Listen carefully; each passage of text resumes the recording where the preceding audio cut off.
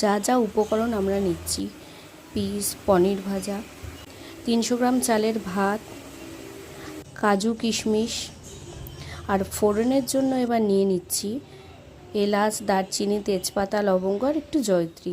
আগুনটা জ্বেলে নিলাম।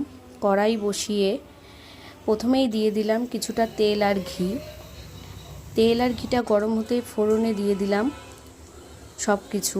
ফোড়নটা একটু ভাজা হলে, গন্ধ বেরোলে ফোড়নে, তারপর দিয়ে দিচ্ছি কড়াইতে এবার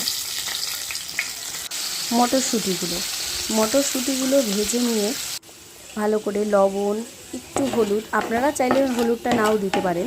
তারপর সেটাকে নাড়াচাড়া করে কিছুটা ভেজে নিয়ে এবার দিয়ে দিলাম কাজু কিশমিশগুলো। এবার মটরশুঁটির সাথে কাজু কিশমিশগুলো ভালো করে ভেজে নিলাম কিছুক্ষণ। তাতে বেশ কাজু কিশমিশে একটা ভালো ফ্লেভার পাওয়া যায় ঘিয়ের। এবার এর মধ্যে দিয়ে দিলাম পনির, আগের থেকে যেগুলো আমি ভেজে রেখেছিলাম।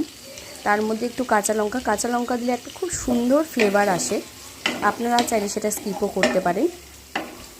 আমার খুব ভালো লাগে কাঁচা লঙ্কার ফ্লেভার।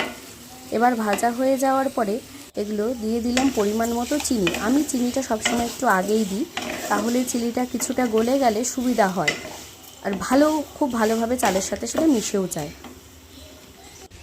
এবারেই মিশিয়ে দিলাম ভাতটা, যেটা করা ছিল আগের থেকেই। এবার নেড়ে চেড়ে সেটাকে মিশিয়ে নিচ্ছি ভালো করে। সব কিছু ভালোভাবে মিশিয়ে নিচ্ছি। ব্যাস, এবার মোটামুটি রেডি হয়ে এসেছে আমাদের পিস পোলাও। এবার পরিবেশনের জন্য একদমই রেডি। আপনারা গরম গরম পরিবেশন করুন।